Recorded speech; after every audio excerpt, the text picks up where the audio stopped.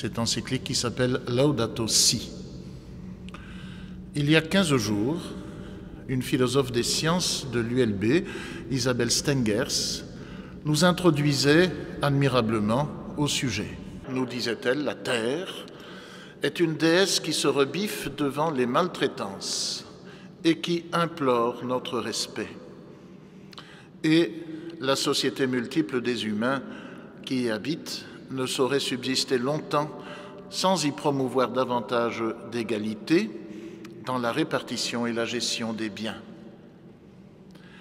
C'est toute la communauté humaine qui est secouée par les propos du pape et qui serait bien inspirée d'y réagir promptement, disait-elle encore.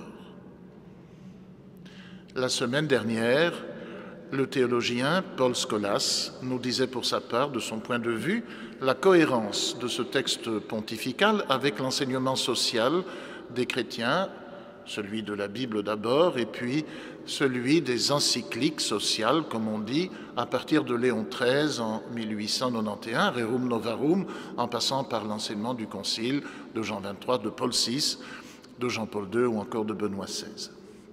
Il faisait observer que cet enseignement n'est pas un corollaire de la foi chrétienne, une sorte d'appendice facultatif, mais qu'il nous reconduit au cœur de la foi chrétienne.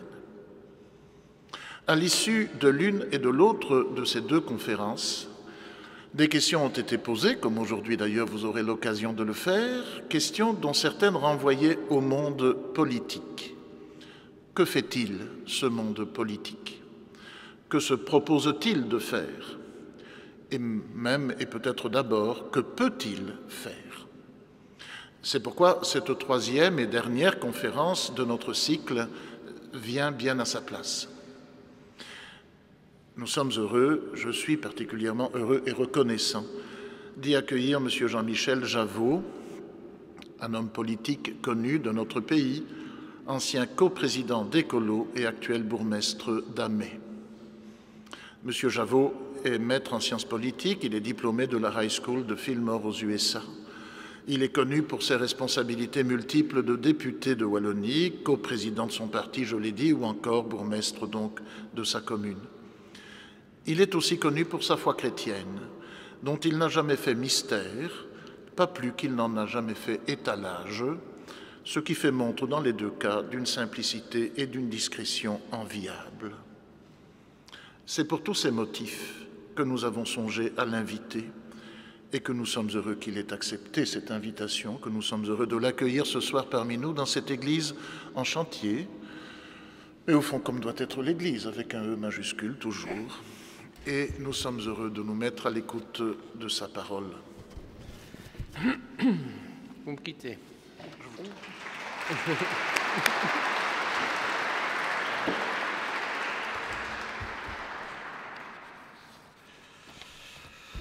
Bien. Bonjour à toutes et à tous. Merci beaucoup, Monsieur le Doyen, et pour cette avant-soirée qui était passionnante en échange, et pour l'invitation. C'est loin, mais c'est bon. Donc, c'est toujours un plaisir. Quelques précautions oratoires pour vous, mesdames et messieurs. Je ne suis pas théologien, je ne suis pas philosophe et je ne suis pas certain que je vais répondre à toutes les questions de Monsieur le Doyen ce soir parce que mes amis qui sont dans la salle savent que souvent j'improvise et puis voilà, je fais des digressions. Vous aurez les questions écrites pour me remettre sur le droit chemin. Mais vous dire en tout cas que tout le parcours, j'ai essayé d'être un bâtisseur de ponts, de construire des passerelles et de briser aussi certains tabous, y compris des tabous écologistes, parce que j'ai aussi appris dans le petit cheminement que M. le Doyen a gentiment rappelé qu'on a rarement raison tout seul, que quand on essaye, ben souvent on se prend des raclées, qu'elles soient électorales ou autres, mais aussi qu'en politique en tout cas, il n'y a pas de sauveur providentiel. Les succès proviennent souvent d'alliances de forces qui sont constructives, qui sont créatives et visionnaires. Je sais que certains d'entre vous, que j'ai déjà vus, étaient présents à hâte, mais parfois je présente des PowerPoint où notamment je montre ce tableau de Goya. Ce sont ces deux guerriers qui sont en train de se battre entre eux et qui s'enfoncent dans les sables mouvants et ils sont aspirés, finalement, ils disparaissent tous les deux. Vous me direz si on entend toujours, mais ça va. Vous l'avez dit, le parcours est atypique, mes convictions sont très profondes, sont effectivement intimes. Elles ont été dévoilées en 2010, on aura peut-être l'occasion d'en reparler, mais j'essaie en tout cas de faire la distinction entre mes responsabilités d'homme public, surtout quand j'étais porte-parole de 10 000 membres qui ne partagent pas tous les mêmes convictions, mais aussi mon engagement de témoin chrétien engagé dans la société que je ne veux à aucun moment masquer. Puis enfin, je pense que nous sommes dépositaires aussi d'un héritage global que nous avons pour mission de transmettre à nos enfants. Nous avons pour mission de construire des futurs probables et souhaitables, et nous avons pour mission, encore plus aujourd'hui que jamais, de réenchanter la société et de ramener des visions d'avenir. Alors je vous rassure, pendant un quart d'heure, vous allez vous demander de quoi parle-t-il. Je ne suis absolument pas dans le thème de la conférence, mais j'ai besoin de vous planter mon contexte politique avant d'arriver au carrefour avec l'encyclique de notre souverain pontife. Et c'est là que les Hatois vont réentendre quelques petites choses, mais c'est vrai que pendant pratiquement de 2001 jusqu'au milieu des années 2000, j'ai donné une bonne centaine de conférences avec un thème qui demandait un changement de paradigme. Donc c'était l'écologie, à ce moment-là l'écologie, l'énergie, les ressources, c'était toujours considéré par les courants traditionnels, qu'ils soient philosophiques, politiques ou religieux d'ailleurs, ils étaient compris comme des variables d'ajustement. C'était important, tout le monde était préoccupé de l'écologie, mais ce n'était jamais au cœur de leur combat, ce n'était jamais le moteur de leur engagement, c'était une variable d'ajustement. Et puis on a eu un bienfaiteur qui est arrivé, qui s'appelait George Bush, qui, quelque part, a refusé de ratifier le protocole de Kyoto, qui a soulevé une vague d'indignation un peu dans le monde, et est arrivé Al Gore. Est sorti à ce moment-là Nicolas Stern, qui était le chef économiste de la Banque mondiale. Puis il y a eu Nicolas Hulot, il y a eu les rapports du GIEC, souvenez-vous, il y a 15 ans, vous n'entendiez pas parler de ces climatologues, des rapports des Nations Unies sur le réchauffement climatique. Mais en 2006, vous avez vraiment eu comme ça une prise de conscience majeure dans l'ensemble de la population.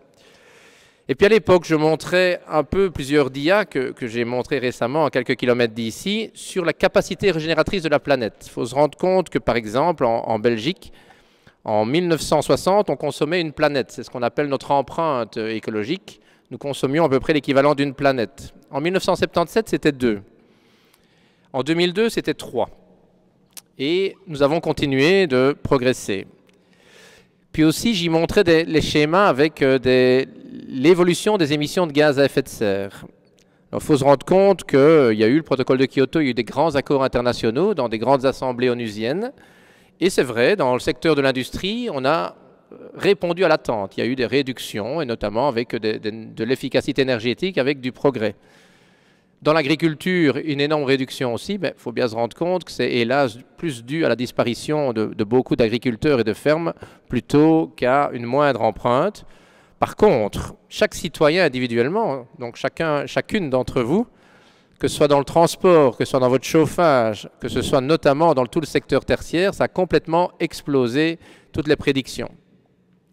Il y avait aussi à l'époque tout un chapitre avec Yann Arthus Bertrand où il y a la beauté des trésors naturels, l'importance de la biodiversité, l'état des océans, l'état de nos fonds marins, l'état des forêts, qui sont les poumons de la planète, comme vous le savez, et surtout le rythme de destruction massive des espèces. Il faut savoir qu'en moins de 50 ans, nous venons de saccager à peu près plus de 150% de ce qu'on a mis des milliers d'années de création et d'évolution pour les amener.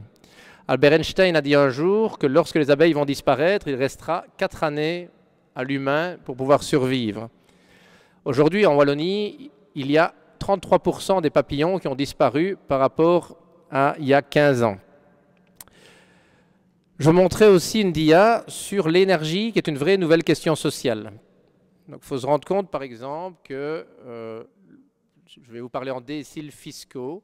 Mais plus vous êtes riche, en gros, plus l'impact de l'énergie a peu d'influence sur votre mode de vie. Par contre, lorsque vous êtes précarisé, lorsque vous êtes pauvre, une augmentation du baril de pétrole, une augmentation du gaz, une augmentation de l'électricité, ça a un impact majeur sur votre mode de vie, tout simplement parce que les déciles fiscaux, à un moment donné, on a une dia qui vient de l'Institut des statistiques belge, qui démontre à quel point toute fluctuation énergétique peut plonger dans la misère énormément de citoyens. Et puis il y a eu une prise de conscience, y compris de l'Église catholique, je vais y revenir, mais très très fort avec Jean-Paul II et avec Benoît XVI. Et puis patatras. En fait, le 26 septembre 2008, il y a un standard Anderlecht.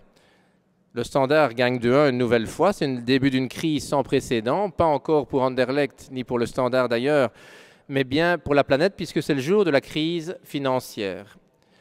Il faut se rendre compte qu'à ce moment-là, on a vécu 3 années de récession, c'est-à-dire moins 2,8% de croissance, qui n'est jamais arrivé en Belgique depuis de nombreuses années. Et puis surtout, on s'est rendu compte que l'économie ne redémarrait pas.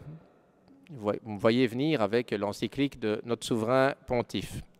Et ce qui m'a fort impressionné à ce moment-là, j'étais toujours coprésident d'Écolo, c'est qu'il y a de plus en plus de gens dans des banques, dans des entreprises, dans des syndicats, dans des écoles, dans l'Église, dans différents secteurs, de plus en plus de gens qui se sont interrogés, ils se sont arrêtés. Ils se sont dit à un moment donné, et à commencer d'ailleurs par les plus jeunes, ils se sont vraiment arrêtés en se disant « Tiens, mais dans quelle époque vivons-nous pour l'instant ?» En fait, ils exprimaient à ce moment-là, et c'était assez neuf et assez paradoxal, c'est que même, vous savez que la base des mouvements écologistes, c'est le développement durable, c'est le rapport Brundtland, c'est un peu l'évangile des écologistes, c'est de dire nous avons pour mission de laisser une planète qui sera habitable pour nos enfants, et donc c'est le droit des générations futures. Et bien, toutes ces personnes, elles exprimaient à ce moment-là de dire même si notre mode de vie était compatible avec le droit des générations futures, ce qu'il n'est évidemment pas pour l'instant, je vous expliquais à quel point ça explosait l'impact sur la planète, il n'en est toujours pas compatible avec l'idée qu'on se fait du bonheur, qu'on se fait du bien-être, qu'on se fait d'un progrès social et qu'on se fait de la prospérité. Et une des questions qui a été posée à ce moment-là, c'était de dire qu'est-ce que c'est la prospérité en fait ? Puisqu'on est quand même dans une société où, depuis la fin de la Deuxième Guerre mondiale, on a eu une croissance gigantesque. Il faut se rendre compte quand même dans quel confort on vit. À part l'année 75, où c'était la crise du pétrole, où il y avait les dimanches sans voiture que vous avez connus, et où il y avait le début du problème du pétrole. À part 81 et 1993, qui est la suite de la guerre en Irak, de l'invasion et des problèmes sur le pétrole, on a eu une croissance économique extraordinaire dans tous les pays occidentaux, dans tous les pays d'Europe et a fortiori en Belgique. Or, on a vu aussi une explosion de l'obésité, une explosion de la vente d'antidépresseurs, une dualisation ininterrompue, et notamment du système d'enseignement. On a eu des difficultés d'accès au marché du travail, on a eu des symptômes très très inquiétants, dissolution du lien social, choc de civilisation, et donc un repli sur soi, la crainte de l'arrivée de l'étranger, la crainte de l'arrivée d'autres civilisations, des nouvelles technologies de communication qui donnent l'impression que nous sommes amis avec le monde entier, mais qui fait une montée d'individualisme et d'isolement de plus en plus grand, notamment de certains jeunes, une explosion du taux de suicide. Il faut savoir que la Belgique est pratiquement dans le top 10 des pays où il y a le plus haut taux de suicide, et notamment chez les plus jeunes. Et donc, énormément de questions fondamentales.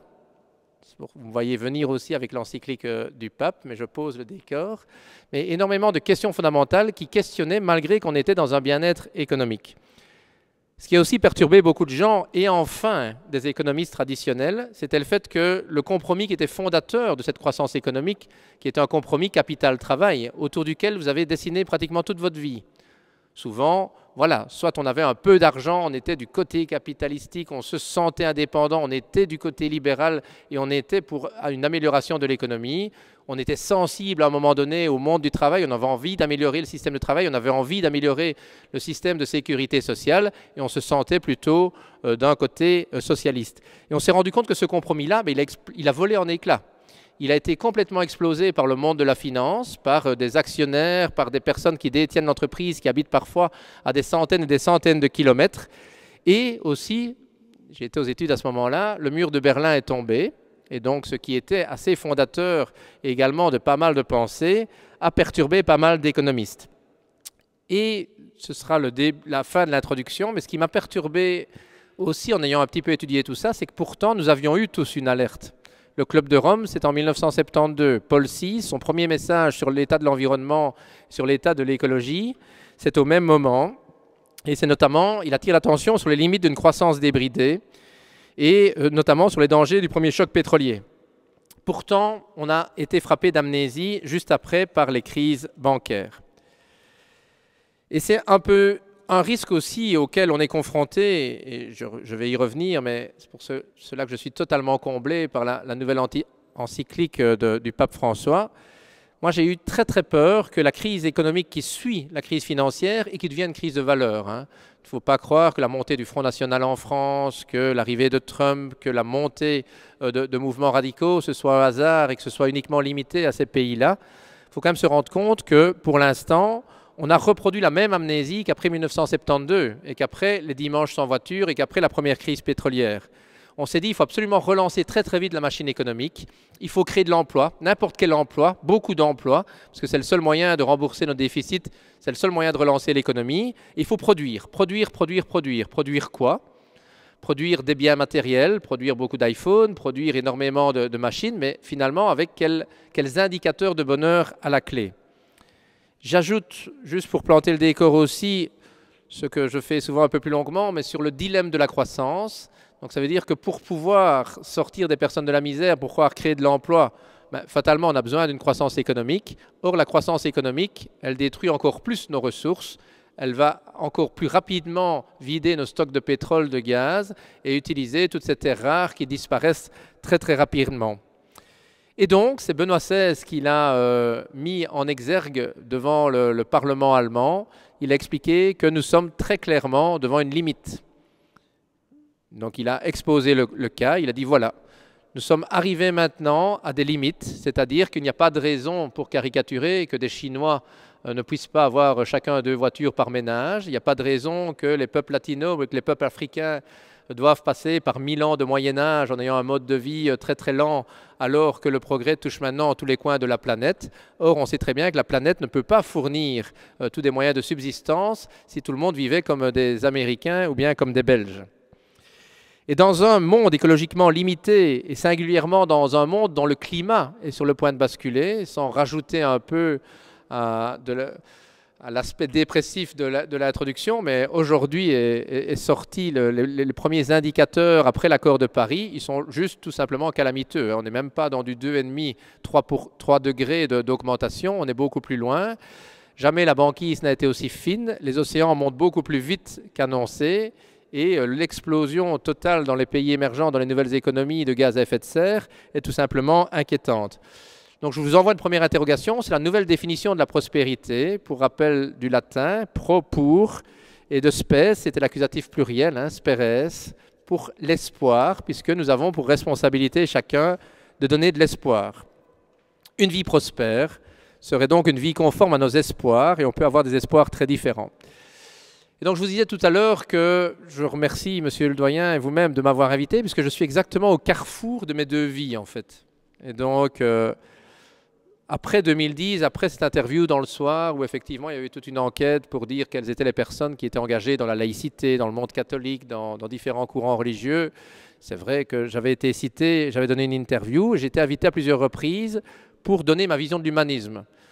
J'ai eu la chance, c'est à mettre entre guillemets, mais d'être invité à la Grande Loge du Grand Orient à Bruxelles. C'était la 2e fois, le premier était le cardinal Danels. Et puis j'ai donné ma vision de l'humanisme par après. Et puis aussi par différents groupements demandant d'analyser le discours de Benoît XVI devant le Bundestag, notamment sur l'écologie. Et j'ai rappelé la différence qu'il y avait, sans être trop long, entre l'humanisme qui a été porté par les Lumières. L'humanisme des Lumières, c'était l'homme est maître de son destin, l'homme domine la nature. L'homme, par le progrès, va systématiquement pouvoir trouver une solution à tous les problèmes qu'il amène. Ça a commencé dans l'Antiquité, ça s'est poursuivi avec Descartes et ça a continué évidemment avec Voltaire et Rousseau, mais ça a isolé quelque part aussi l'homme de ses responsabilités sur la nature. Et c'est peut-être le seul point que dans l'introduction où je serai d'accord avec Isabelle Stengers, sur un moment donné, quand on a voulu faire la distinction entre la sacrée Gaïa, la Terre, la deep écologie, c'était les premiers mouvements écologistes, c'était de dire on va prendre notre revanche, entre guillemets, sur cet humanisme des Lumières. Et donc, à un moment donné, on a dit, voilà, la nature va être sacrée, on doit la protéger. D'ailleurs, regardez les animaux, ils ont survécu pendant des années, ils vont prendre le pas. Et il y a évidemment eu énormément de réactions dans le monde occidental par rapport à ces premiers mouvements. Or, on est loin de la deep écologie, on est loin de la Sainte Gaïa ou de la nature sacrée, mais on est bien dans un nouveau paradigme pour construire une nouvelle période historique. Ce n'est pas banal. Je vous le disais tout à l'heure, Descartes, c'était une forme de séparation nette entre le sujet et l'objet, entre la nature et la société, entre l'homme et son environnement.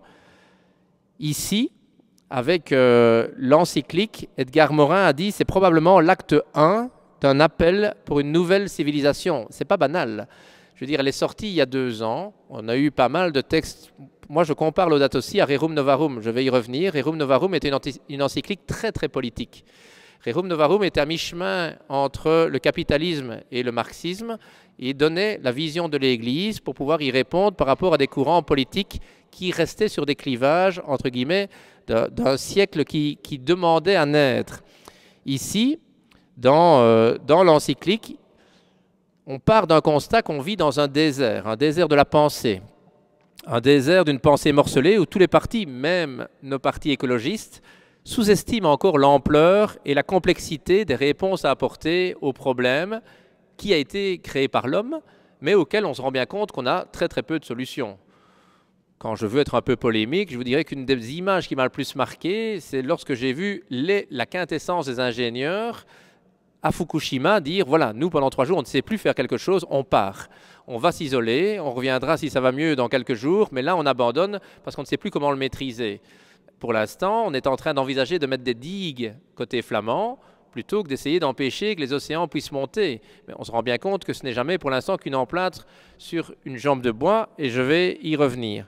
Donc le problème, c'est que les pensées sont morcelées. On a pas mal de courants qui se saisissent de la question écologiste, mais qui apportent des réponses très très parcellaires, très très contextuelles. N'oubliez pas de faire des petits signes sur le temps, parce que je suis déjà totalement perdu, moi. Mais, enfin, voilà. Deuxième point, il y a aussi le fait que tous ces mouvements ont un peu perdu de vue l'intérêt de ce que vous m'avez demandé de parler, de la maison commune. Alors, il faut se rappeler aussi du contexte de ce que c'est la maison commune. Donc, la maison commune, le mot a été utilisé pour la première fois par Gorbatchev, et ce n'était pas du tout pour parler d'écologie ni rien. Pour lui, c'était la réponse à la guerre. Et donc, la maison commune, c'était l'Europe. C'était le besoin de s'approprier, de partir de notre propre maison et d'essayer d'imaginer que l'espace européen, ça va être comme un espace que nous partageons parce que nous avons vécu plusieurs guerres qui sont succédées et que nous avons besoin de faire une communauté de pensée pour répondre à un problème qui était majeur, c'est-à-dire d'avoir un continent qui a vécu un nombre incalculable de guerres en quelques siècles. Donc lorsque Gorbatchev appelle à la construction européenne, il parle de maison commune. Et le pape François reprend très très symboliquement, mais très très justement ce même concept, qu'il élargit fortement pour partir de quelque chose qu'on connaît.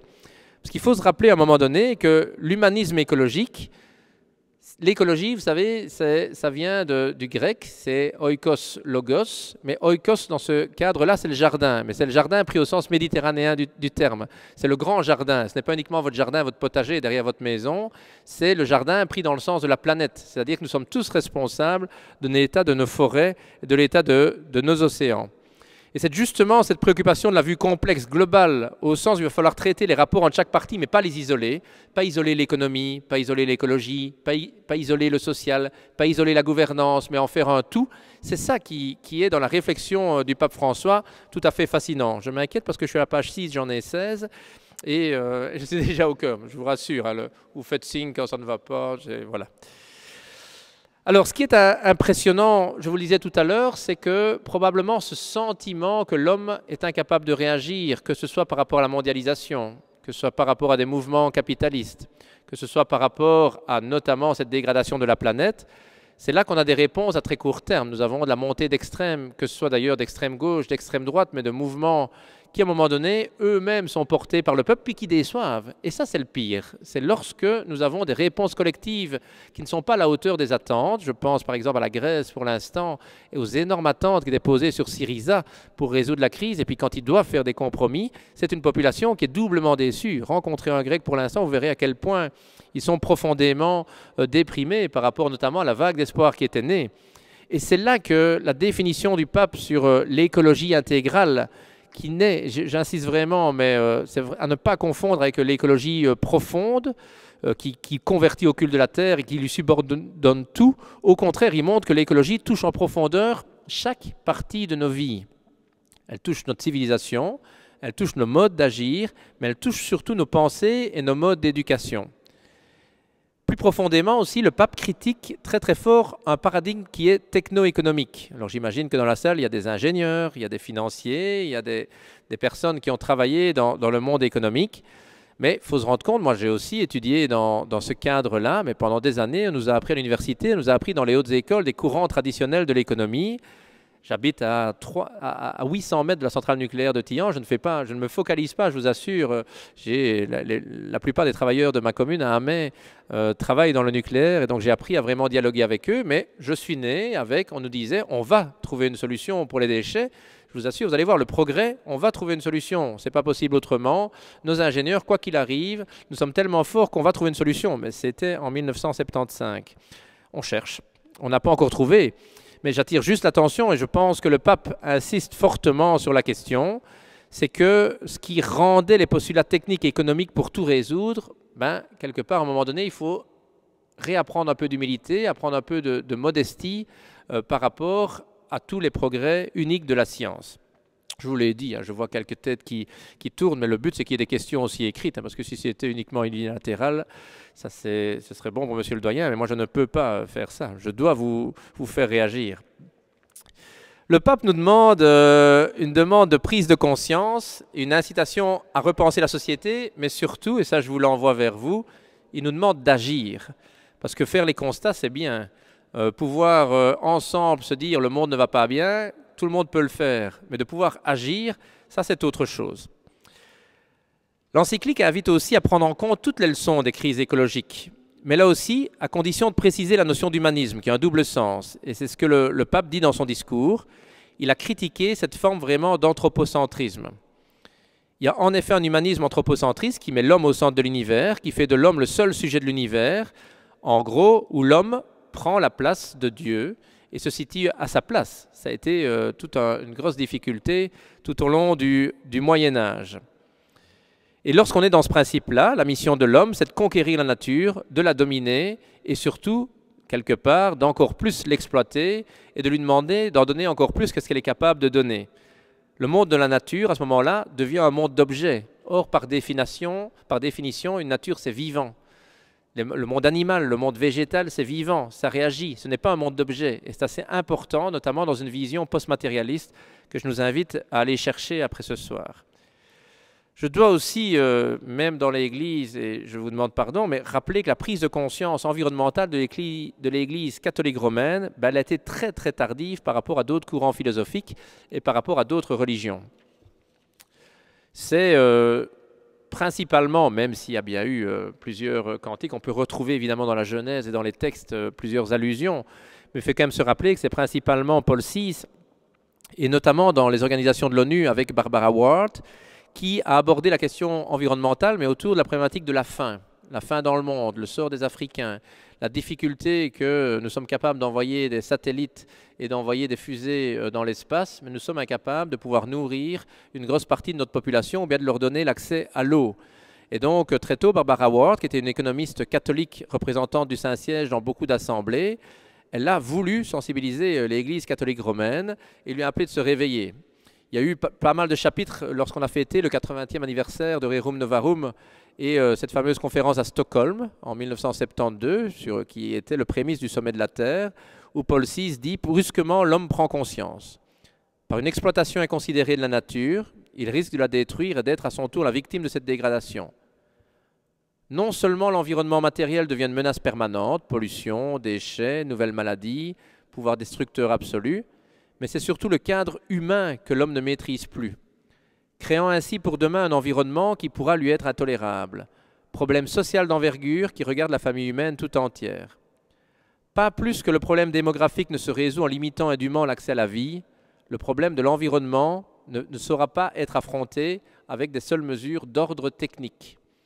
Donc ça veut dire que si par exemple pour lutter contre notre dépendance au pétrole, on vise uniquement l'efficacité énergétique dans les industries, mais dans les bâtiments, ça ne va pas suffire. Et je vais vous expliquer rapidement pourquoi.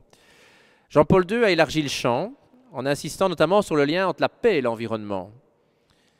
L'ancien archevêque de Cracovie, fatalement sensible à la chute du mur de Berlin et fatalement pris dans le contexte politique de l'époque, avait une sensibilité très très ancienne à la beauté de la terre, bien avant notre pontife, notre souverain pontife actuel. Un de ses premiers gestes en 79, c'était de se rendre à Assise, sur les pas de François. C'est lui qui va nommer François, et c'est pour ça que je vous dis quand je suis très content de parler aujourd'hui, c'est lui qui va nommer François le saint patron des écologistes. Et puis ses nombreux voyages vont lui montrer l'accélération des pratiques destructrices de l'environnement. Il va aller à Madagascar, il va voir le Sahel. Il va se lancer sur la protection du patrimoine forestier, il va lutter contre la désertification, l'appauvrissement des sols, la réduction des substances toxiques, la sauvegarde de l'atmosphère.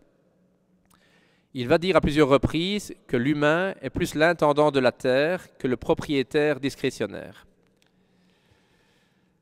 Je vais passer rapidement sur un petit chapitre polémique, mais je pense que le clivage est aujourd'hui dépassé. Mais il faut savoir qu'une des raisons de l'inaction, notamment de l'Église catholique en matière environnementale, c'était ce fameux clivage très très entretenu dans certains milieux sur la critique de Lynn White, qui affirmait que la crise écologique vient de la manière dont la Genèse incitait les humains à croître et prospérer au détriment du milieu. C'est une critique que je pense qui n'est absolument pas fondée. D'ailleurs, Jean-Marie Pelt, qui est un écologiste très engagé dans le monde chrétien, mais aussi d'autres penseurs écologistes, l'ont démontré dans plusieurs ouvrages, tout simplement parce que l'usure de la terre, elle est le propre de toutes les sociétés et pas uniquement dans les sociétés chrétiennes. Et donc, on constate que cette dégradation de la terre, de l'environnement, elle est présente sur tous les continents. Par contre, ce qui interrogeait ces penseurs au moment de Jean-Paul II, c'est que le christianisme soit si tardivement réveillé sur l'écologie, notamment par rapport aux bouddhistes, par rapport aussi aux orthodoxes, et ce n'est pas pour rien que le pape François commence son encyclique en citant d'ailleurs un autre courant religieux. Dans le catholicisme, on doit penser la protection de la vie en général. Intervient aussi le fait qu'on a un peu oublié le rapport de l'homme et de la nature. Vous ne devez pas oublier que pendant tout le premier millénaire, et encore aujourd'hui chez les orthodoxes, il y a deux voies pour rencontrer Dieu. Il y a l'écriture sainte et la beauté de la création.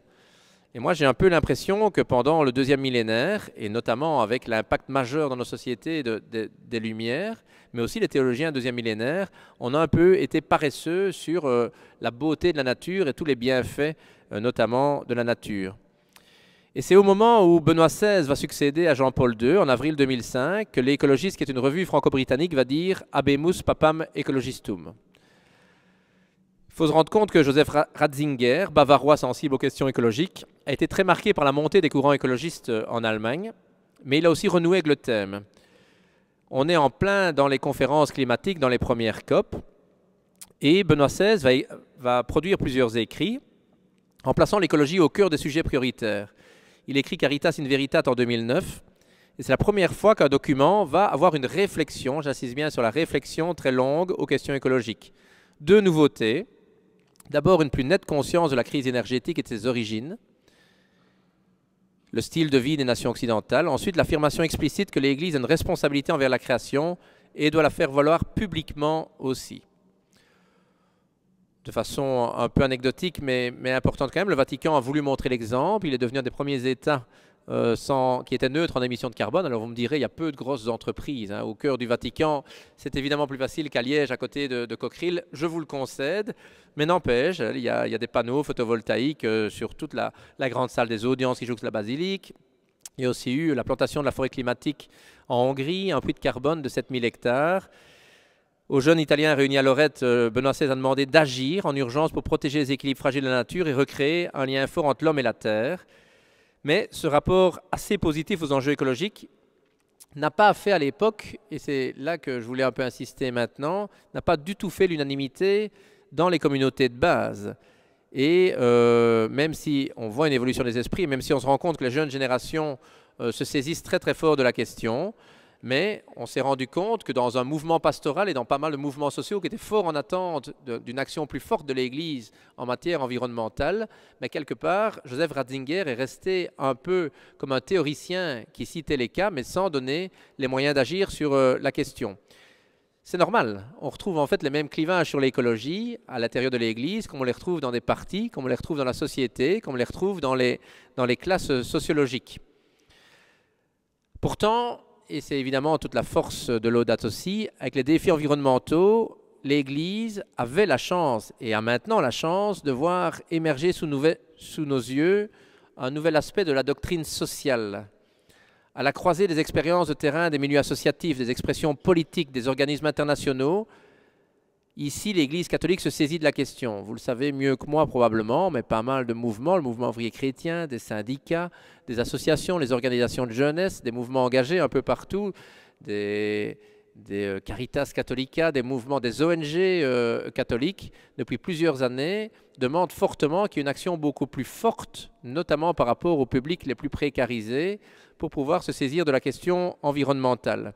Et c'est évidemment l'aspect, pour moi, le plus important, novateur, mais aussi tout à fait essentiel de Laudato Si, qui est d'articuler la question sociale avec la question écologique. Moi, je pense que c'est notamment dû au fait que le pape François est le premier pape à venir d'une grande métropole, et notamment d'Amérique latine, et qu'il a vu sur le terrain ce que donnaient les théories de la libération. Il faut se rendre compte qu'en Argentine, les mouvements paysans, les mouvements des agriculteurs, les mouvements des Indiens, les mouvements des personnes qui protégeaient la terre ont été très très actifs à un moment donné pour tirer la sonnette d'alarme, notamment parce que je vais y revenir sur les premières victimes des catastrophes écologiques qui sont toujours les plus fragilisées. Mais c'est évidemment en faisant ce carrefour, cette articulation que le pape révolutionne tout à fait la doctrine sociale de l'Église. Et avant même Laudato Si, le pape avait sorti la joie de l'Évangile, où il partait de la question sociale en donnant déjà les prémices de la question écologique. Dans sa première lettre, il dénonçait la mondialisation de l'indifférence, il dénonçait la culture du déchet. Après, dans les questions, je pourrais vous donner des réponses, hein, mais je le cite souvent. Vous savez qu'aujourd'hui, ça coûte beaucoup moins cher d'acheter une nouvelle télé que de réparer votre télé. Vous savez très bien à quel point... Je vais reprendre mon même exemple, mais chaque année, vous avez 20 millions de poulets qui partent des Pays-Bas vers la Grande-Bretagne, et chaque année, vous avez 22 millions de poulets qui partent de la Grande-Bretagne vers les Pays-Bas et qui voyagent.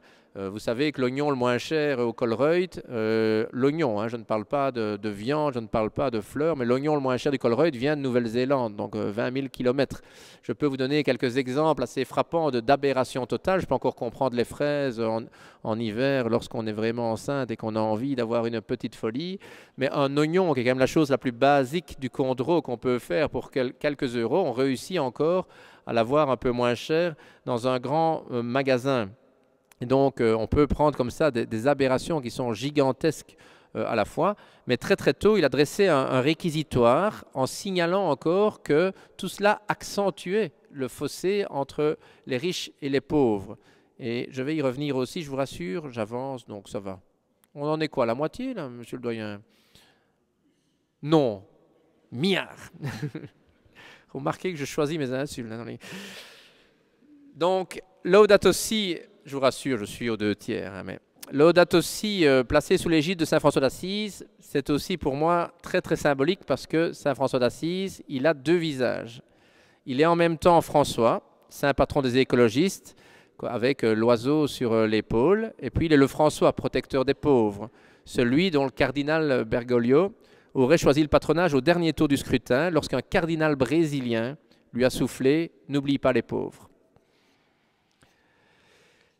Laudato Si, c'est un défi qui est adressé aussi à une certaine vision de l'économie. Et ça aussi, ça me... Enfin voilà, je suis à mes 50 ans cette année, comme votre cher bourgmestre d'ailleurs, c'est une année un peu pivot pour nous. Et je pense que pendant 10 ans, nous n'arrivions pas à comprendre comment on continuait d'avoir une telle idolâtrie pour les courants traditionnels de l'économie qui montraient leurs limites par rapport à ce qu'on appelait le carré magique. C'est-à-dire que ce soit par rapport à l'inflation, par rapport au chômage, par rapport à des taux de croissance, ou bien par rapport tout simplement au salaire des travailleurs, on voyait qu'on était totalement dans une impasse. Mais pourtant, dans les HEC, à Solvay, dans les universités, dans les grandes écoles, on a continué d'enseigner des courants économiques traditionnels qui portaient toujours sur des clivages qui sont dépassés depuis plusieurs années. C'est ce que j'ai souvent reproché d'ailleurs y compris dans pas mal de débats, c'était de ne pas tenir compte. Donc on se positionnait, est-ce qu'on est du côté du capital ou bien du travail? Est-ce qu'on est pour, entre guillemets, plus d'État ou moins d'État? Mais on ne remettait jamais en question le modèle économique qui, pourtant, était en train d'épuiser les ressources. On était dans un modèle d'épuisement, mais personne ne remettait profondément en question ce développement. Et ici, l'encyclique se désolidarise tout à fait du dogme économique, avec des références très très explicites à des pensées novatrices comme l'économie écologique, qui est née dans les années 80 pour dépasser l'économie de l'environnement. Il fait aussi référence à des nouveaux courants, souvent méconnus, comme l'économie civile. Et ça, c'est très important parce que ce sera pour moi le meilleur moyen d'agir. L'économie civile, ce sont les biens relationnels, c'est la gratuité, c'est la réciprocité, c'est tout ce qui fonde les mouvements en transition. Donc c'est notamment les groupements d'achat, c'est notamment l'échange de services, c'est de retrouver une dématérialisation des relations entre les personnes qui retournent justement sur des relations humaines, sur pouvoir retrouver ce troc, pouvoir retrouver cet échange sans nécessairement qu'il y ait une valeur marchande là derrière. Le pape y met énormément d'attention, tout comme sur la confiance. Parce que souvent, il faut se rappeler aussi la création de la monnaie, c'est parce qu'on n'avait pas confiance à un moment donné dans les échanges de marché. Et donc le pape insiste beaucoup là-dessus. Il parle aussi d'économie collaborative, il parle aussi d'économie associative. Le pape renvoie également à la nécessité de disposer de nouveaux indicateurs de bien-être. Et souvenez-vous, depuis 10 ans, à quel point pas mal de personnes dans différents milieux ont demandé pour qu'on sorte uniquement de l'indicateur PIB, l'indicateur taux de chômage et l'indicateur taux de croissance. Est-ce qu'un indicateur de bonheur, un indicateur de taux d'éducation, un indicateur de taux de suicide, un indicateur de consommation de médicaments, un indicateur de fréquentation de salles de jeux de cartes, un indicateur de fréquentation de... Aujourd'hui, à mai, c'était le bonjour universel. Et donc, depuis 5 ans, il y a des profs dans des écoles qui ont décidé que le jour du printemps, on se redisait bonjour. Et donc, ils vont sur les grandes places, ils vont dans les magasins, ils vont dans les homes, ils vont dans différents endroits. Et ils vont, tout simplement, c'est tous les élèves des écoles qui vont dire bonjour.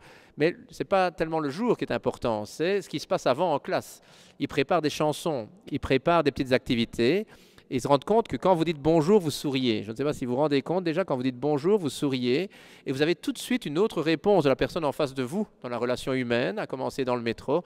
Je ne sais pas si vous avez vu ce chauffeur de métro à Bruxelles qui tous les matins dit, il a sa caméra et puis il dit, allez, pendant 2 minutes, tout le monde va se dire bonjour, vous allez juste prendre des nouvelles, demander à votre voisin ce qu'il fait dans la vie et retrouver dans les échanges. Et vous voyez tout le monde qui part au boulot, qui s'arrête à côté en lui disant merci, merci d'avoir donné un rayon de soleil à notre journée, merci d'avoir rendu du sens. C'est ça que le pape insiste là-dessus, c'est de dire il faut des nouveaux indicateurs de bien-être, des indicateurs de soutenabilité, des indicateurs qui justement permettront aux générations futures d'avoir autre chose que le PIB ou la croissance comme finalité. Et enfin, il désapprouve la conception trop étroite de l'économie de l'environnement parce qu'il faut se rendre compte que nous pouvons être nous-mêmes nos propres victimes. Parce que si même dans l'économie écologiste, si par exemple de nouveau on monétarise ou bien on marchandise, ça peut être la taxe carbone, ça peut être la tonne de CO2, ça peut être les échanges, ça peut être le certificat vert, ça peut être les panneaux photovoltaïques. Mais on est déjà en train, nous-mêmes, de retourner dans la spirale infernale en monétarisant, entre guillemets, une réponse écologiste. Et donc, comme je l'ai déjà dit auparavant, jusqu'à Laudato Si, on avait tendance à regarder les crises écologiques comme un domaine réservé à des sciences dures ou aux affaires étrangères. Pourtant, la base même, c'est un enjeu social. Je sais qu'Isabelle en a parlé, c'est mon ancienne prof par ailleurs, mais enfin, ce sera un long débat. Mais je vous ai parlé tout à l'heure de la question énergétique, de se rendre compte à quel point, lorsque le baril explose, indépendamment des tensions géopolitiques, mais vous savez, par exemple, moi dans ma commune, il y a 600 logements sociaux sur 4000 maisons. Voilà, ils payent leur loyer en 19 et 22% de leurs revenus. Lorsque le baril explose, leur consommation d'électricité et de mazout ou bien de gaz, ça représente plus de 50% de leurs revenus. Ça devient à ce moment-là tout à fait impressionnant par rapport à ce qu'il leur reste si jamais il y a une maladie, pour acheter des médicaments ou même en question d'alimentation pour pouvoir choisir une alimentation de qualité. Et donc, quand on disait que la question énergétique était la nouvelle question sociale, ça allait individuellement, ça allait à l'échelle de la planète. Il faut savoir que l'Europe est le seul continent qui est dépendant énergétiquement, qui pour l'instant est incapable et donc qui importe chaque jour pour 1 milliard, chaque jour pour 1 milliard d'euros de matières fossiles pour pouvoir faire de l'électricité et pouvoir faire du chauffage. C'est gigantesque. Et donc, ça nous rend très très dépendants des autres continents. Et donc, c'est quelque chose de tout à fait impressionnant. Mais les inégalités nourrissent aussi les crises écologiques et en retour, les crises écologiques font exploser les inégalités sociales. Ce sont des phénomènes humains qui sont à l'origine de l'assèchement des lacs, qui sont à l'origine de la désertification, à l'origine notamment de la fin des forêts, mais aussi de la disparition des espèces. Les animaux et les plantes ne se suicident jamais. Par contre, la crise écologique déclenche des catastrophes sociales. À 1 an d'intervalle, Haïti et le Japon ont été frappés par un séisme exactement de la même magnitude sur l'échelle de Richter. Le premier a tué 3% de la population en Haïti. Le deuxième a fait très exactement 12 blessés à Tokyo. Ça, c'est la différence entre, pour l'instant, la réaction par rapport à certains événements. Et je sais qu'Isabelle a pris le même parallèle, mais il est très frappant. C'est la même chose quand il y a des inondations dans le sud de la France ou bien des inondations à la Nouvelle-Orléans. Encore aujourd'hui, les victimes à la Nouvelle-Orléans, celles qui n'avaient pas cette fameuse assurance qui devait dépendre à un moment donné de sociétés privées pour pouvoir être indemnisées, sont toujours des sans-abri, sont toujours dans des homes, n'ont pas pu regagner leur maison parce qu'on n'est pas égaux devant ces catastrophes. Sans parler aussi de la source. Vous savez, évidemment, sururbanisation, ruissellement des eaux, on bétonne énormément et on accentue des catastrophes. Notre pape est convaincu qu'une vraie approche écologique va se transformer toujours en une approche sociale qui doit intégrer la justice sociale dans les discussions sur l'environnement. Et ce n'est pas un hasard si le pape s'est entouré notamment de Partha Dasgupta. Alors je ne suis pas en train de perdre la parole, je vous rassure, ou bien de partir, mais c'est encore, comme le dernier d'ailleurs prix Nobel de l'économie, c'est encore un auteur indien qui a été un des premiers à souligner le lien entre pauvreté et destruction de la biodiversité. Il faut juste vous rappeler, je vous ai parlé tantôt de 1972, du pape Paul VI et de l'appel du Club de Rome, mais Indira Gandhi en 1972 disait « La pauvreté et le besoin sont les plus grands pollueurs ». En effet, la pauvreté va conduire notamment dans les pays en voie de développement, bien dans les pays en développement, des dégradations environnementales insoutenables et ultra rapides. En Chine, on a en même temps les meilleures usines pour pouvoir de panneaux solaires, mais on a aussi le plus grand nombre de centrales à charbon, on a aussi le plus grand nombre de mines qui sont en train d'exploiter les terres rares à une vitesse gigantesque.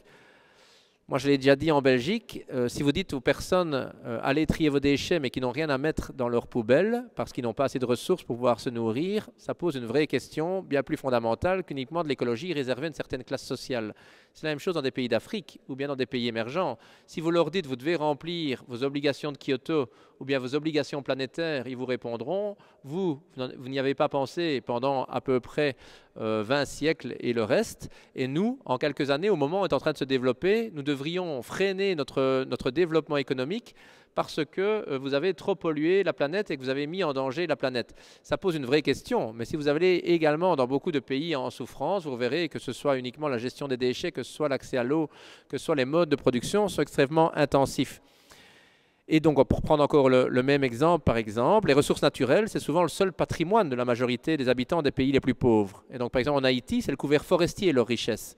Et en Haïti, aujourd'hui, il n'y a pratiquement plus de couvert forestier parce que pour lutter contre la pauvreté du pays, eh bien, on a exploité à fond le couvert forestier, on n'a pas replanté, on n'a pas fait des certifications. Et aujourd'hui, la ressource de base même du pays, eh bien, elle est pratiquement anéantie, ils n'ont pratiquement plus de ressources. Et Haïti risque de rester encore un des pays les plus pauvres de la planète pendant quelques années. On peut prendre beaucoup d'exemples comme ça avec l'exploitation massive de ressources naturelles. Je ne vais pas me lancer dans un grand débat de à quel point on a été pillé pas mal de ressources de base dans beaucoup de pays d'Afrique pendant quelques années, mais ça reste quand même une alerte gigantesque qui rappelle que les plus pauvres et les plus vulnérables nous alertent en général sur ce qui ne va pas dans le monde. Et c'est ce que le pape a appelé très justement des sentinelles écologiques. Et c'est un terme très très important. C'est quand des enfants sont handicapés à vie parce qu'ils ont respiré des particules fines. Je prends une anecdote, mais par exemple, vous savez qu'un enfant de Mexico, vous prenez un enfant de 3 ans de Mexico City et un enfant de 3 ans qui habite à mi-montagne à 50 km de Mexico. Et vous verrez que vous lui demandez de faire un dessin, vous verrez que son développement est 15 fois plus développé quand il vit en montagne qu'à l'intérieur de Mexico City, où rien que l'état même de la pollution, de l'environnement, de l'état de la ville est devenu un frein au développement même de l'enfant. Mais le problème, c'est que nous avons de plus en plus d'enfants atteints de cancer, atteints de leucémie, atteints de maladies pulmonaires, atteints d'allergies, atteints de gros problèmes par rapport à ce qu'ils bouffent, par rapport à ce qu'ils mangent, par rapport à ce qu'ils respirent, ou bien par rapport à l'état de la ville où ils habitent. Et donc, je vous ai parlé déjà de la Nouvelle-Orléans. Je ne vous ai pas parlé non plus des premières victimes, notamment des canicules. Et évidemment, ce sont souvent les personnes les plus fragiles, les plus âgées et les plus dépendantes. Et donc, en gros, le pape François insiste sur écouter l'appel des aînés, écouter l'appel des enfants, écouter l'appel des personnes qui sont malades, écouter l'appel de ce qu'il appelle ces sentinelles écologistes. Et donc, c'est aussi, je pense, la trace de son expérience argentine, parce qu'il faut savoir qu'il a participé à la lutte pour l'assainissement du bassin de Riachuelo Matanza, et c'est plusieurs millions de personnes qui dépendent de ce bassin, et c'est pourtant un des fleuves les plus pollués du monde. Et je vous disais tout à l'heure à quel point c'est important d'avoir un pape qui était issu d'une mégalopole d'un monde émergent, parce que là-bas, les questions de survie au quotidien, c'est manger, c'est boire, c'est être capable ou pas de pouvoir se laver dans de l'eau plus ou moins propre. C'est aussi les plus vulnérables qui aident à penser les réponses. Alors, on a longtemps cru que ce serait technocratique ou bien que le monde politique serait capable, par une sorte de gouvernance mondiale, de pouvoir amener des réponses aux défis environnementaux. Et pourtant, on se rend compte à quel point c'est sur le terrain, et parfois d'ailleurs en s'inspirant très très fort de la nature, qu'on apporte des réponses les plus impressionnantes. Par exemple, répondre à la crise écologique, ça demande de repenser totalement notre système de sécurité sociale. On le prend toujours sous l'angle, par exemple, des pensions ou bien uniquement du vieillissement de la population, mais c'est un tout nouveau modèle qu'on doit créer par rapport à la relation au temps disponible, par rapport au travail, par rapport à l'équilibre avec la famille, par rapport à notre investissement dans le mouvement social. C'est Éloi Laurent, qui est un prêtre, mais qui est aussi philosophe français, qui disait que pour lui, Laudato Si, c'est l'équivalent pour le XXIe siècle de Rerum Novarum, parce que c'est une position médiane qui se tient à égale distance du néolibéralisme et du marxisme. En fait, il faut savoir que le pape a aussi vécu en Argentine. Il a vu les ravages du dogmatisme économique, parce que l'Argentine, bien avant la Grèce, bien avant l'Espagne, le FMI avait demandé à l'Argentine de faire des efforts considérables pour pouvoir respecter certains critères de convergence. Il y a eu une montée d'une colère populaire gigantesque, un peu comme on le sent maintenant dans la population, qui est très très en révolte par rapport à pas mal d'injustices. Et ça a été récupéré par ce qu'on appelle le mouvement péroniste, Eva Perón, et par les présidents de l'époque, et qui ont évidemment placé une forme de dictature en manipulant le peuple sans le servir, mais en se servant très très fort. Et ils ont usé de cette souffrance sociale un peu comme un marchepied politique. Si, je ne sais pas à vous que je dois l'expliquer, mais en tout cas, le pape n'est pas marxiste, le pape n'est pas communiste comme certains essaient de le faire croire, mais il y a évidemment un gros courant pour l'instant, notamment dans les milieux économiques, qui essayent de dire à quel point c'est un pape communiste. Non, au contraire, pour lui, le renouveau politique, il va passer par la communauté, par l'autonomie citoyenne, par ce que nous aimons appeler, nous, les biens communs, parce que nous appelons la sphère autonome, c'est-à-dire d'avoir des débats autour de tout ce que nous avons notamment en commun.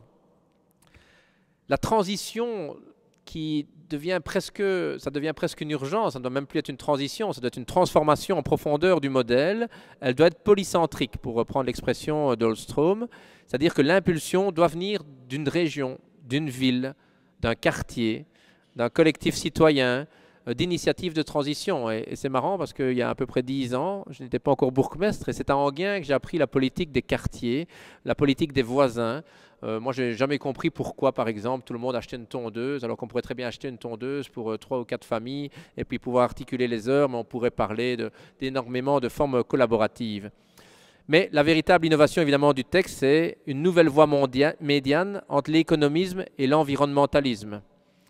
Un peu comme Rerum Novarum était la 3e voie pour l'État-providence, ici, ce n'est pas un hasard s'il a publié Laudato Si juste avant la COP21, avant l'accord de Paris, qui, vous l'aurez vu, est remis en question pour l'instant par les États-Unis. Et c'est tout à fait dramatique puisqu'on avait un accord majeur et on a une espèce de fou qui est en train de nouveau menacer le monde. J'ai eu la chance, mais aussi un vrai coup de poing dans la figure de faire partie de l'équipe qui présidait la conférence climatique en Afrique du Sud.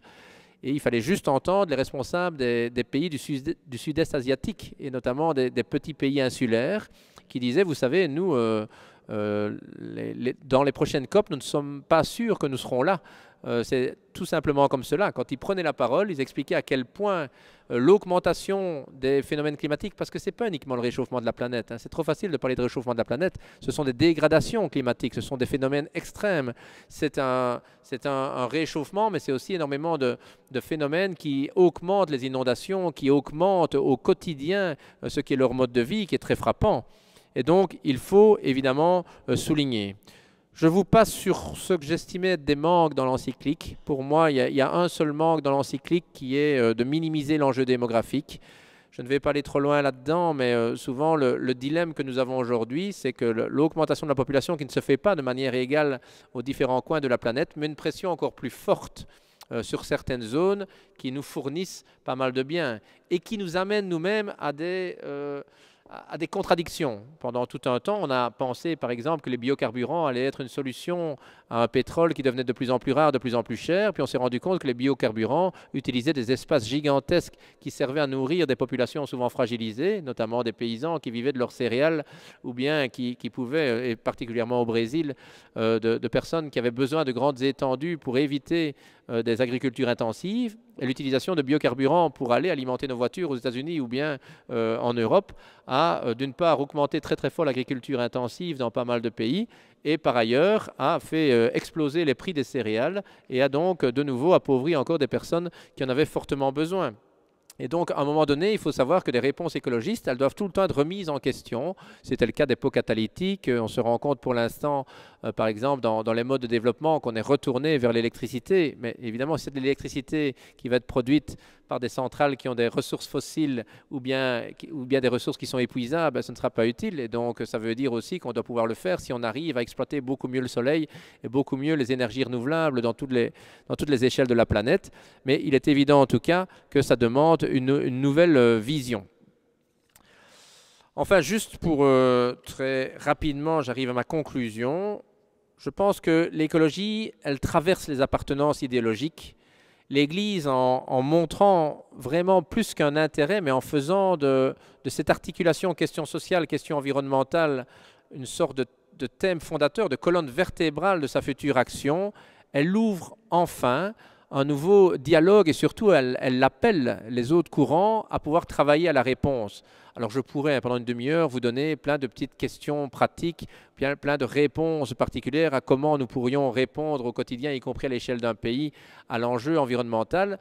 Mais ce qui est très très important, je pense, devant une communauté chrétienne, c'est de se dire que pour l'instant, chaque acteur travaille un peu tout seul dans son coin et en regardant son propre point de vue.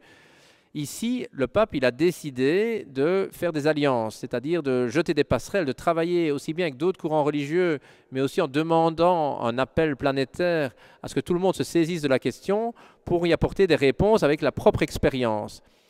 Ça demande aussi de ne pas alimenter la peur. Vous savez ce que c'est une catastrophe? Quand il y a une catastrophe, on descend dans la cave, on attend que ça passe. C'est le pire moyen pour réagir, hein. Il faut se rendre compte que lorsqu'il y a une crise, lorsqu'il y a une catastrophe, c'est une opportunité en général pour changer de modèle, pour pouvoir construire quelque chose de meilleur. Et donc ici, c'est évidemment la peur pour le futur de la planète. Ce n'est pas propre à la religion, mais en mettant en jeu des questions ayant trait à l'éthique, à la responsabilité de chacun, au destin de l'humanité.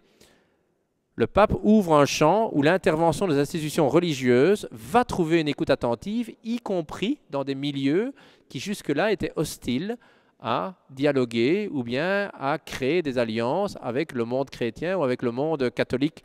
Et c'est tout à fait central. Bien avant Laudato Si, il avait d'ailleurs dit « Tant que ne seront pas résolus radicalement les problèmes des pauvres, en renonçant à l'autonomie absolue des marchés, en renonçant à la spéculation financière, en attaquant les causes structurelles de la disparité sociale et de l'accès aux ressources, les problèmes du monde ne seront pas résolus, ni en définitive, aucun problème. La disparité sociale est la racine des maux de la société. » Et je vous rassure que ce n'est pas Elio Di Rupo qui l'a dit, c'est bien le pape François dans son exhortation apostolique « La joie de l'Évangile ». Donc quand je l'ai dit tout à l'heure, encore une petite phrase pour clôturer cette première partie, le pape François dit « Dieu a confié la création à l'homme et à la femme pour qu'il la garde et la cultive ». Il a dit ça le jour de la journée mondiale de l'environnement. Cultiver veut dire prendre soin, avec attention, avec passion et dévouement. Parfois, nous perdons notre capacité de contempler, de nous émerveiller devant la création, car nous vivons dans un monde horizontal qui s'éloigne de Dieu. Pourtant, la création, c'est un don qui nous est fait, que nous devons respecter, et non pas manipuler pour en tirer profit. Et il ajoute un peu plus loin, « Rappelons-nous que la nourriture que l'on jette, c'est comme si elle avait été volée à la table du pauvre. Écologie de l'environnement et écologie humaine vont ensemble. C'est en combattant la culture du rejet, en combattant la culture du gaspillage, en combattant la culture de la surconsommation, qu'il sera possible de redevenir attentif à chacun et de venir en aide aux besoins des plus pauvres. » Je l'ai dit tout à l'heure, l'appropriation par la communauté locale et par chaque acteur dans son quartier, dans son voisinage, dans sa commune, beaucoup plus qu'un enjeu politique, beaucoup plus qu'un enjeu de qui va gagner les prochaines élections, beaucoup plus qu'un enjeu de allons-nous résoudre nos questions institutionnelles. Mais cette appropriation par les citoyens qui en feront une question centrale, cruciale, sociétale, qui permettra aux prochaines générations de vivre, elle est existentielle. Vous savez, on le dit souvent, mais le plus important dans l'héritage, ce n'est pas du tout ce que l'on reçoit, c'est plutôt ce que nous sommes capables de transmettre. Et ici, nous avons, pour être capables de transmettre quelque chose à nos enfants, à nos petits-enfants, nous avons pour mission de propager les valeurs du message du pape, et je pense que nous commençons ce soir.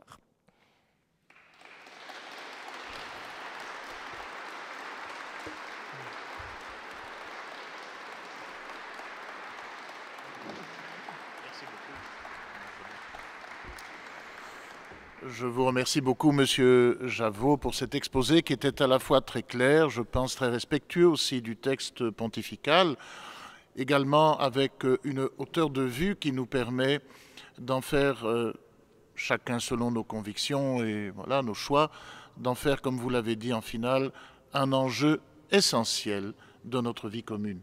Et pour cela, je pense que nous vous devons vraiment un grand remerciement.